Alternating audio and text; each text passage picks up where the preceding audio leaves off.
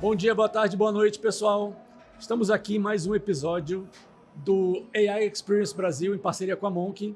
E aqui a gente tem conversado com muitos criadores de conteúdo, empresários, fundadores de empresas de AI, como você tem acompanhado com a gente. E hoje, agora, uma grande questão que eu gosto muito é a questão de como ter a melhor performance de resultados de mídia, como a gente consegue entender melhor o nosso público, trazer informação, trazer estratégia para dentro das empresas. A gente sabe que no mundo regido pelas plataformas é cada vez mais difícil você ser dono do dado e você saber desenvolver estratégias de uma forma efetiva. E hoje eu estou aqui com o Johnny, que é CEO e fundador da Hands, que é uma empresa que já tem um tempo de estrada, já é bastante conhecida e bastante efetiva, e eu vou conversar com ele hoje sobre publicidade, AI, dados, informação. Tudo bem, Johnny? Tudo bem, prazer. Obrigado pelo convite. Um prazer estar aqui no podcast e também aqui no evento. Boa. Queria que você se apresentasse para quem não te conhece. Até seu background um pouquinho, de onde você trabalhou antes, como você empreendeu, como surgiu a Hands. Perfeito. Bom, sou João Carvalho, conhecido no mercado como Johnny. Empreendo nesse mercado desde 2007. Tive uma empresa que a gente montou em 2007 chamada Ponto Mob. Ponto Mob, eu acho que foi a primeira empresa no Brasil a desenvolver plataformas mobile. Na época, pra você ter uma noção, não existia o iPhone, tá? A gente tem um post no nosso blog de antigamente que era o seguinte: rumores dizem que a Apple vai lançar o iPod com telefone. Então é dessa época que a gente está envolvido. Então, plataforma WAP, SMS e tal. Essa empresa cresceu bastante, foi investida na época pelo grupo RBS. E aí, em 2012, a gente comprou uma empresa chamada Hands, que era do grupo Ideiasnet, na época lá do Ike Batista. Bom, história curta, em 2015 a gente vende a Ponto Mob para Dentus, para o grupo Dentus de comunicação. Eram 12 empresas dentro do que era a Ponto Mob, né, após as aquisições, e uma delas o grupo Dentus não podia comprar, que era a Hands, porque a Hands era que se posicionava mais como um veículo. E aí uma agência não pode ser dona de um veículo. Então a gente faz um spin-off na época da Hands, isso em 2016 para 2017, e a Hands nasce como uma nova empresa, né? Éramos 4 sócios, 2 foram tocar o Earnout e eu, com meu outro sócio, fomos tocar a Hands e começamos uma jornada do que é a Hands, que a gente provavelmente vai falar aqui um pouquinho hoje, tentando ajudar principalmente as marcas a terem mais autonomia e propriedade sobre a inteligência de mídia e não apenas ficar, de certa forma, refém do que fica dentro das plataformas, mas eu acho que não vou nem antecipar o papo aqui, que eu acho que vai ser muito o que a gente vai falar aqui. Legal. Eu gosto sempre de começar pela dor, né? Eu já fui gestor de marca grande, de marca pequena, já tive verba grande, já tive verba pequena, e na minha carreira eu sempre tive dificuldade. Eu conhecia bastante o comportamento de compra do meu cliente, porque eu via as coisas acontecendo em determinados canais. Eu sabia que canal era bom, que canal era ruim, mas eu não sabia os porquês. Sempre foi muito difícil conseguir das agências e dos veículos os porquês das coisas não funcionarem, na minha opinião, e a opinião do Rodrigo. Muito porque é muito confortável você vender alguma coisa que você não precisa explicar. Eu vejo isso muito forte na época da Globo. Eu comprava mídia e era assim, tá bom, eu comprei uma veiculação do Jornal Nacional, para todo o Brasil. Quantas pessoas assistiram? Rodrigo, é um público entre 3 milhões e 12 milhões. Eu falava, então não foi ninguém, né? Como é que eu vou saber o meu resultado em cima de 12 ou em cima de 3, quantas pessoas ligaram para o meu call center? E eu acho que a internet tem possibilitado um conhecimento muito maior da audiência, e ferramentas como a Hands certamente têm ajudado bastante a fazer essa mudança. Conta um pouquinho como funciona a ferramenta para a gente desenvolver a partir daqui, por favor. Perfeito. Eu acho que acontece hoje em dia com as plataformas, se for pensar no mundo da mídia digital, 80% da verba acontece em 2 grandes empresas, grandes plataformas, que é o Google e a Meta. E eles pautam, obviamente, tem muito conhecimento, muito dado, mas tem 2 questões. Primeiro, o dado não é compartilhado, né? Você não sabe exatamente o que está acontecendo. E outra, muitas vezes é um dado comportamental. E o comportamento não necessariamente está atrelado ao consumo. Pode parecer meio doido, mas isso acontece. E eu vou exemplificar aqui. Recentemente a gente teve uma demanda de uma montadora que queria vender um carro custando ali, beirando R$1 milhão o carro, tá?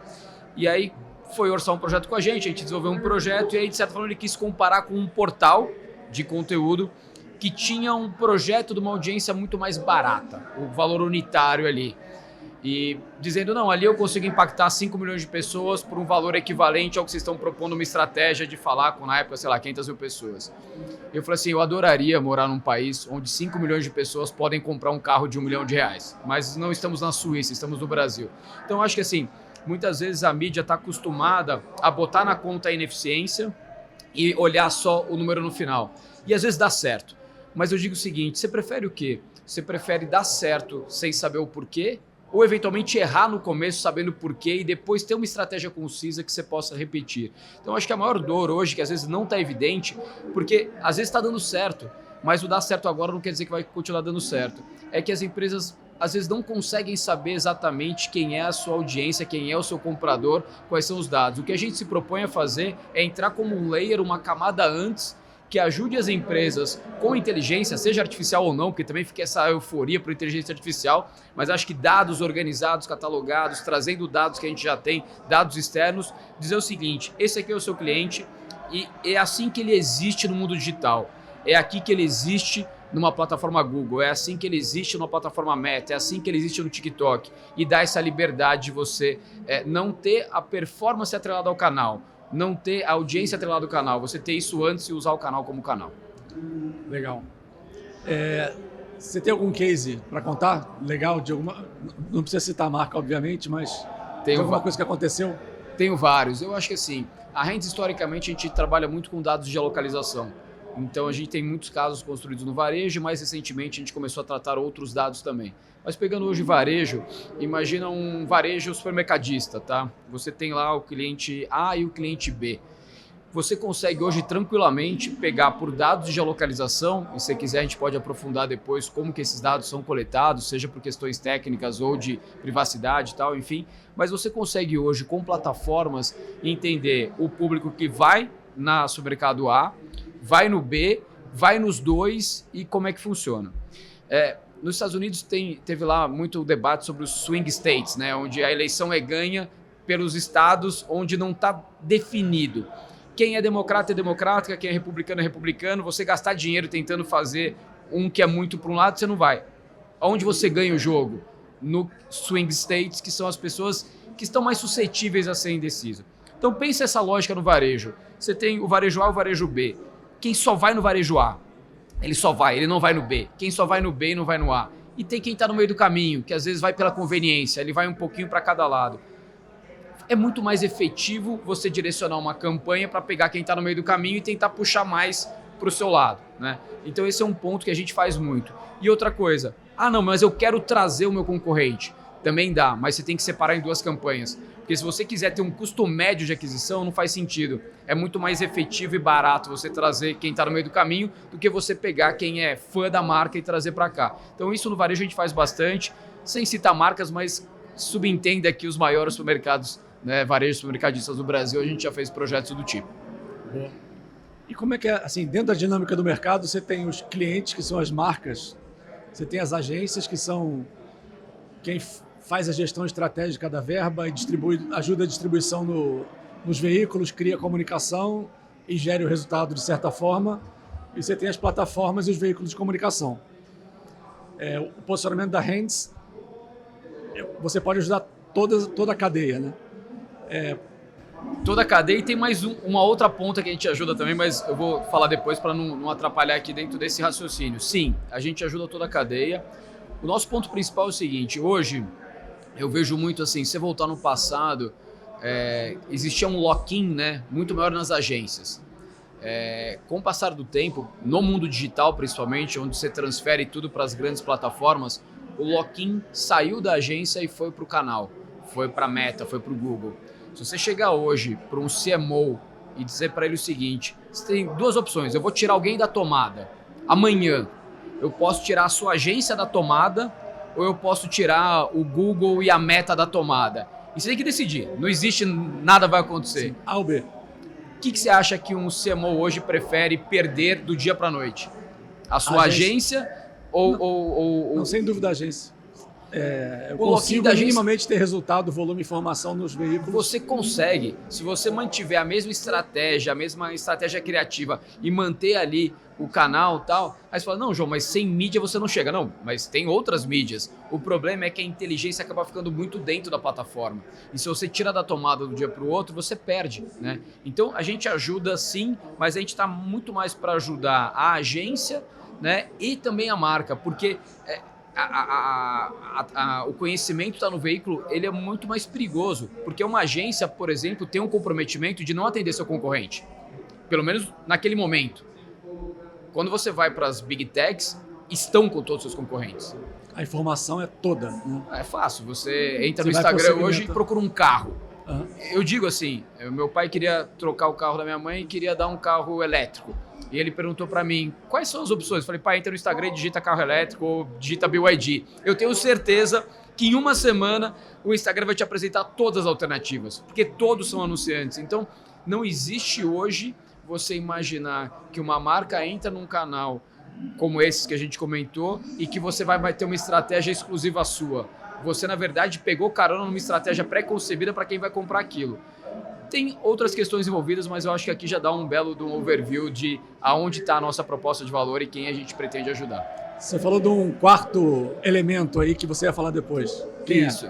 A gente ajuda muito empresas que podem se tornar veículos de mídia. Eu acho que está muito agora o boom de retail media, né, o varejista se posicionando, mas não é apenas varejista.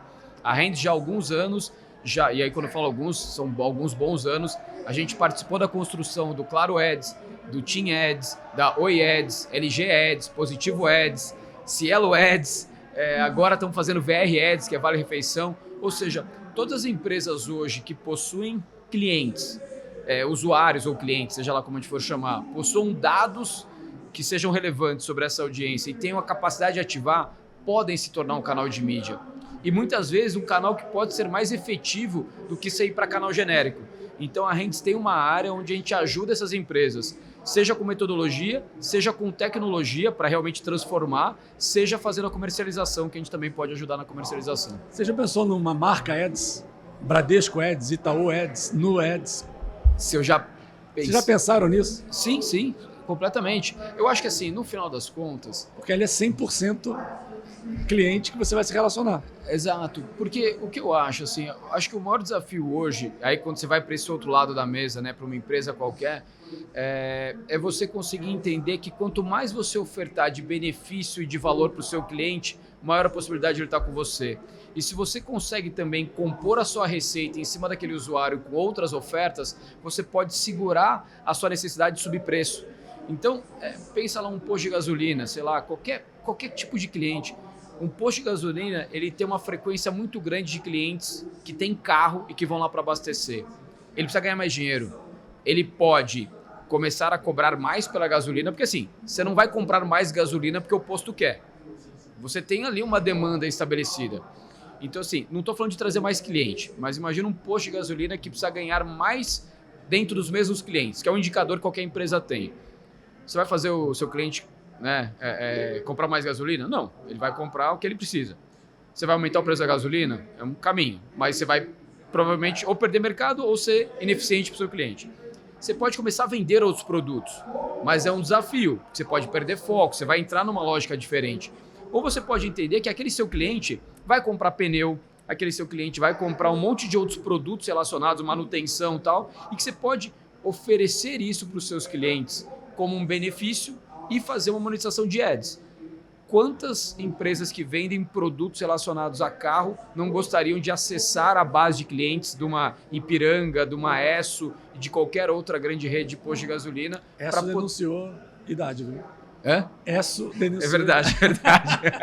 Mas enfim, é um pouco para falar isso. Então assim, a gente acabou de entrar agora no projeto com a VR, Vale Refeição. É uma categoria que tem os seus desafios, que tem toda uma questão regulatória que está acontecendo agora, né, do PAT e tal. Então, assim, são empresas que precisam continuar crescendo, querem oferecer mais benefícios para os clientes e estão em busca de novas formas de monetização. E eles têm lá dois tipos de target super interessante. De um lado tem o RH das empresas. Quantas empresas não gostariam de oferecer produtos e serviços para RH de empresa? E a VR já está lá dentro, ela conhece, ela tem um relacionamento. Ah, mas será que a VR vai querer literalmente vender um produto? Vai ser intermediário? Vai ser... Não, mas talvez ela possa apresentar esse produto como uma mídia. E do outro lado, tem uma base de milhões de pessoas que tem um cartão, que tem dinheiro para comer, para comprar o seu mercado, para comprar combustível. Será que também não tem várias empresas que gostariam de se comunicar com essa base, que já é segmentada, tem potencial de consumo e tal? Então esse é um pouquinho o outro pilar que a Rands atua. Legal. Estamos num evento gigantesco de AI. E você é um cara que tem uma jornada grande, legal e conectada em dados e performance, vamos dizer assim. Como é que a AI chegou na tua vida? Imagino que antes da generativa, mas como chegou? E quais os reflexos que ela está trazendo hoje para benefício da Rands e do teu trabalho? Eu acho que ela chega da mesma forma que chegou para todo mundo. Assim. Primeiro você chega lá tentando entender, aí ela avança um pouco mais e te assusta, aí você corre atrás para tentar compensar, até o momento que você entende como que ela pode te ajudar e montar um plano de ação para isso ser implementado. Tá? Mas por outro lado, eu diria que tem o que também acontece fora. Tá? Eu acho que a euforia, às vezes, de clientes de querer consumir AI, às vezes direcionam eles para buscar o que é mais fácil e não pela uma co-construção. Então, eu acho que tem hoje um desafio muito grande que eu acho que está acontecendo no mercado e, assim, a pressão, às vezes, ou a ansiedade de uma empresa de querer contratar algo pronto de AI pode colocar ela em xeque de ela estar tirando de dentro dela a sua própria inteligência. Participei de um painel sobre isso outro dia e uma das palestrantes lá, ela falou um negócio super legal. Ela falou assim, no nosso negócio, a gente começou implementando AI no que a gente não é bom, para depois implementar no que a gente é bom. Isso gerou uma discussão muito grande ali. E eu achei interessante o racional dela, porque ela falou o seguinte, deixa eu testar onde eu não sou bom para ver se eu consigo melhorar. Porque se eu conseguir melhorar no que eu não sou bom, quer dizer que a hora que eu for para o que eu sou bom, eu vou ser excelente. Se eu for no que eu sou bom e tentar implementar lá e eu errar a mão, eu posso perder valor da minha empresa ou transformar um negócio que era o meu diferencial numa commodity e tal. Então eu acho que esse é o grande ponto hoje. O que a gente faz de forma prática? A gente traz para os clientes uma co-construção. A gente tem hoje aqui a Semantics participando, que é um parceiraço nosso que ele olha e fala, vamos co-construir? E a gente co-constrói junto. Perfeito. E como é que você enxerga os próximos passos da Rands? E assim, eu questiono muito o mercado de marketing há muito tempo, porque eu sempre fui favorável a dados, a resultados medidos, e eu acho que principalmente a gente teve duas grandes mudanças, né? Uma, internet, mas a pandemia trouxe uma mudança de comportamento do consumidor e das marcas muito maior. A geração de conteúdo começou a ter muito mais relevância. E agora a AI trouxe uma necessidade de imediatismo numa geração que já é imediata muito maior. Qual o próximo passo que você acha na vida do CMO, que agora não sabe muito bem o papel dele, e na vida dos veículos? Vamos lá, eu acho que tem algumas perguntas que eu gosto de fazer quando estou em conversa com o CMO, quando eu tenho liberdade para criar uma provocação ali para a gente começar a debater. A primeira que eu digo é o seguinte, você consegue dizer para mim quem é o seu cliente sem falar de sociodemografia? Quem é o cliente da sua marca sem pautar em gênero, idade, classe social e renda? É um desafio. Porque dependendo do CMO e da escola que ele vem, isso é muito pautado. E hoje em dia, gênero, idade, sociodemografia não necessariamente refletem potencial ou não de consumo. Por outro lado, quando você vai para interesses puros de busca, também é um desafio. Eu tenho 2 perfis no Instagram. Um pessoal, que é mais para minha família e tal, e outro profissional, longe de ser um creator, um influencer, mas eu separo as coisas para poder deixar um aberto e falar sobre trabalho e tal. E é surreal, porque assim... anunciantes, o mesmo anunciante ou a mesma categoria fala comigo diferente. O que é oferecido para mim da mesma categoria vem diferente em 2 perfis da minha conta do Instagram de anúncio, mas é a mesma pessoa. O João tem interesse em comprar o mesmo tipo de carro, a mesma categoria de carro, ele vai ter as mesmas viagens e tal, só que como o algoritmo vê o meu comportamento de navegação e de consumo, ele direciona produtos diferentes. Ou seja, também não é simples. Então, eu acho que hoje o principal ponto do CMO é conseguir entender para a sua categoria de produto o que é melhor. É você, como você equilibra a sua demografia, interesse, comportamento e tal. Eu acho que esse é um grande ponto. E o segundo é ele conseguir realmente entender o quanto que ele precisa ou não deixar essa inteligência dentro ou fora do seu negócio, né? Dependendo da categoria de produto, é mais importante você conhecer canal, conhecer a marca, conhecer o consumidor. Então, acho que esses são os dois principais pontos que eu acho que estão interferindo dentro do nosso mercado. E para o veículo? Cara, o veículo, eu acho que hoje ele tem um desafio que é o seguinte: qualquer veículo hoje concorre com as grandes plataformas, com as Big Techs. E aí você precisa entender que é uma briga injusta quando você vai por um caminho que é o seguinte: o business de ads ele é um business de escala. Quando você tem numa plataforma de mídia todos os consumidores e todos os anunciantes, não tem como errar. Vamos lá, você é dono do inventário, o inventário é infinito. Então quando você pensa hoje como, por exemplo, Instagram, TikTok, você não trada inventário, você não está pagando, o inventário é seu e ele é literalmente infinito. Tá todo mundo que compra lá, tá todo mundo que vende lá. Você só precisa fazer dar certo. Quando você é um veículo menor, você tem um desafio. Não está todo mundo lá. Está uma parte. E não necessariamente você tem todos os anunciantes. Então, assim, quando a gente ajuda um anunciante, eu falo, vamos pensar uma categoria. Pensa que você é um veículo e você tem lá 1 milhão em audiência. Aí vamos pegar a categoria automóveis. Qual é o percentual da população no Brasil hoje que tem automóvel? Não lembro de cabeça, vamos imaginar 20%. Então, se a sua base refletir a população, de 1.200.000 pessoas têm carro. Tá bom. As pessoas trocam de carro a cada quanto tempo? 4, 5 anos? Ou seja, 20 a 25% da sua base de cliente vai trocar de carro. Então você já começa a entender que se você for falar com a indústria automotiva, o seu potencial de conversão vai ser 1 milhão de usuários, vezes 20, 30% que deve ter carro, vezes 20% que vai trocar de carro naquele ano. Então você já sabe que você vai vender no máximo 6 mil carros. Só que uma pessoa, quando escolhe um carro, ela tem minimamente 5 opções. Se você tem os 5 anunciantes daquela categoria, você tem o potencial de ajudar a vender 6 mil carros. Se você tem um, você vai vender só 1.200 carros. Então, eu acho que o veículo hoje ele precisa cada vez mais ser especializado em indústrias específicas. Porque você tem um veículo que quer atender todo mundo, dificilmente você vai ser atribuído uma performance. E o mundo da mídia digital hoje, ela vai muito para performance. Muitas vezes quem tem 1 milhão de pessoas de audiência tem mais resultado justamente por essa segmentação. Se você se organizar. Exatamente. Se você organizar e ser transparente com o cliente. Porque assim, tem muito veículo que não faz a conta. Então assim, não, eu tenho 1 milhão de pessoas, quantos carros eu vendo? Ele parte de 1 milhão. Não, a não ser que você tenha uma audiência muito específica de compradores de carro, talvez o seu potencial seja 1 milhão. Mas eu acho que quando, que é o papel que a gente faz, o projeto que a gente está fazendo lá com a VR, por exemplo, será que faz sentido a gente oferecer a mídia, a audiência da VR para qualquer marca? Ou faz sentido a gente entender quais são os produtos, categorias de produtos e marcas que têm mais afinidade com o contexto do veículo, que isso é importante também.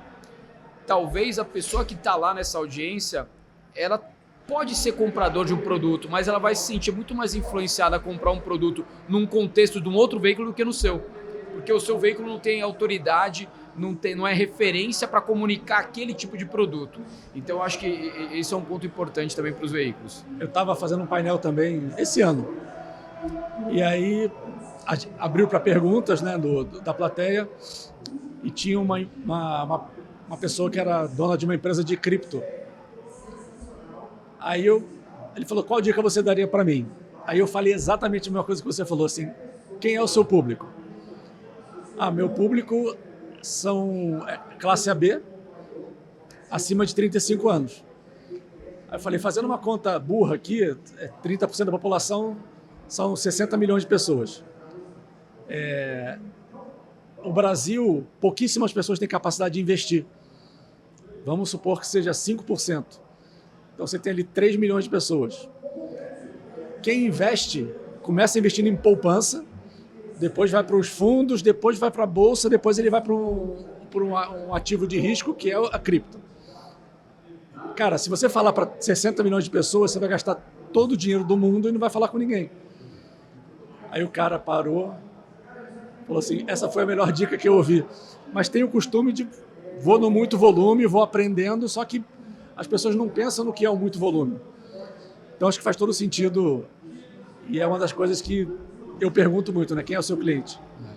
A gente tem falado muito de um tema que eu gosto bastante e a gente tem escrito e trazido como pauta de eventos, que é o Precision Marketing, que é uma coisa que não é nova, tá? A gente está basicamente trazendo esse tema que ele existe desde a época da mala direta. Precision Marketing é quando você mandava eu acho que era, não lembro se era a Renault que mandava na casa das pessoas uma chave, que era para você ir na concessionária e ver se dava partida, senão você ganhava o carro. E assim, era caro, porque você tinha que mandar uma chave real, tal, não sei o quê, então tinha que ser muito preciso. Então eles faziam uma segmentação de quem potencialmente poderia comprar um carro e tal. Só que naquela época o Precision Marketing usava um canal de mala direta e uma interação super bacana, que era de você tentar dar partida no carro. Quando você vai para o Precision Marketing hoje em dia, qual que é o problema? Qual que é a vantagem, mas ao mesmo tempo o problema? O Precision Marketing bem feito, você vai ter sempre micro-audiências, tá? E aí você vai ter que fazer gestão de diversas micro-audiências. O discurso do Mark Zuckerberg recentemente, ele vai exatamente na contramão. Aí você fala, João, você é louco. Você está tentando contradizer o Zuckerberg? Pelo amor de Deus, não estou nem qualificado para isso. Mas o que ele quer quando ele fala explicitamente, rodem campanhas abertas na Meta. Deixa que a gente otimize a campanha por você. Porque a gente tem muito mais capacidade de otimizar uma campanha do que você tentar trazer uma audiência já pré-segmentada. Eu concordo completamente, mas discordo completamente. Concordo completamente que sim, a Meta tem muito mais inteligência, muito mais dado, muito mais tudo para conseguir fazer melhor do que a gente uma segmentação.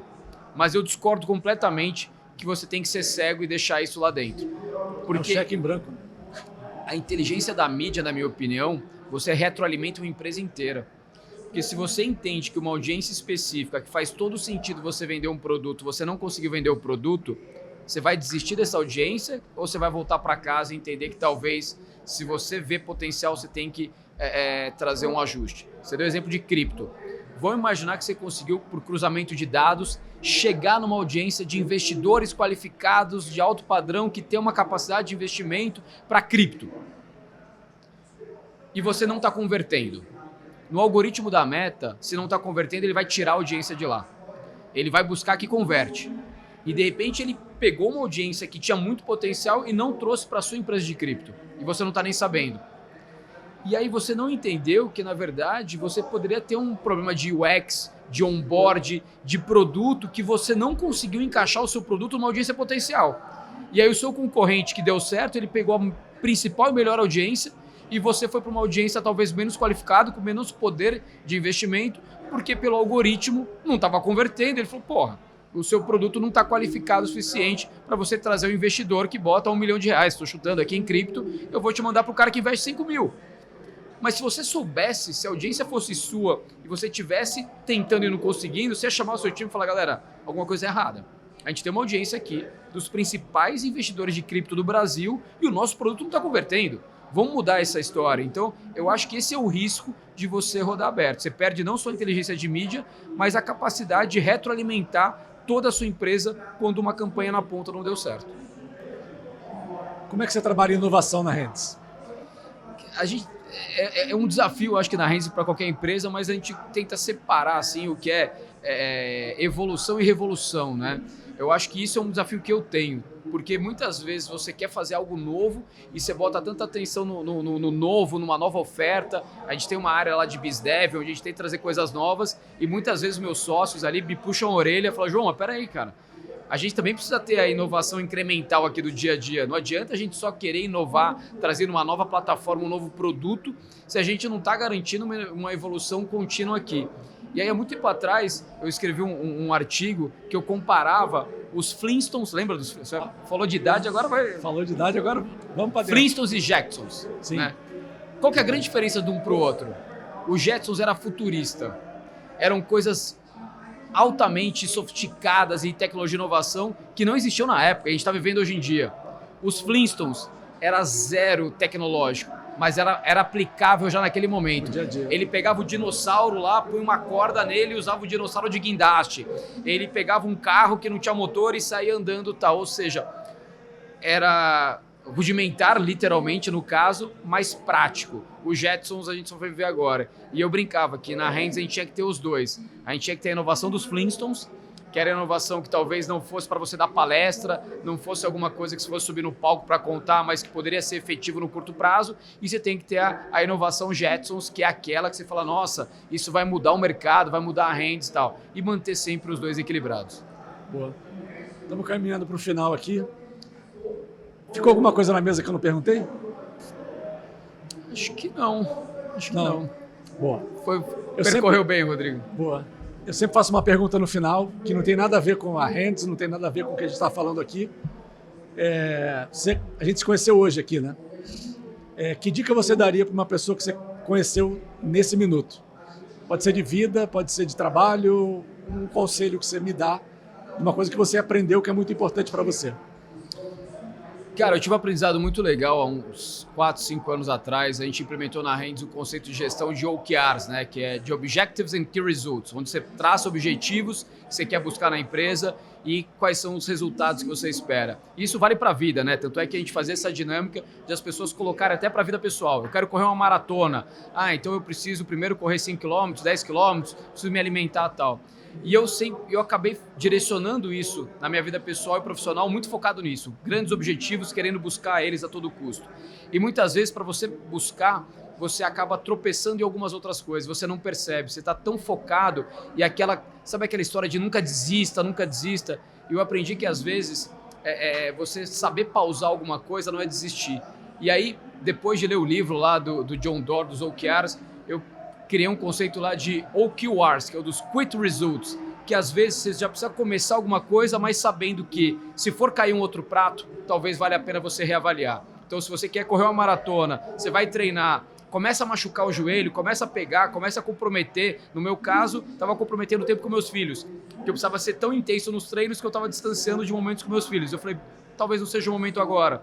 Talvez quando eles estiverem maior e eu não tiver tantos momentos para estar com ele, eu vou fazer isso. Porque que adianta eu conseguir fazer uma maratona agora e não estar com meus filhos agora? Então isso na vida pessoal e também na profissional, várias coisas aconteceram na Hands. Então o que eu dou de dica de aprendizado é o seguinte, trace objetivos, né, desafiadores, bote as metas incrementais, que são os resultados que você vai buscar, mas sempre já se preparando para entender o seguinte, quando que eu vou reavaliar isso para não correr o risco de, ao tentar uma coisa nova muito grande, comprometer alguma outra coisa, ou na sua empresa, ou na sua vida pessoal. Que legal.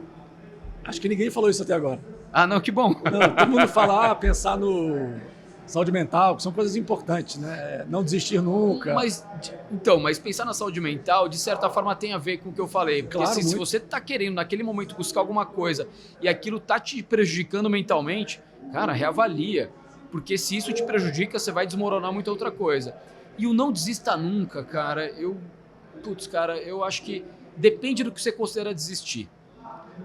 Se desistir é desistir de um sonho macro, não desista.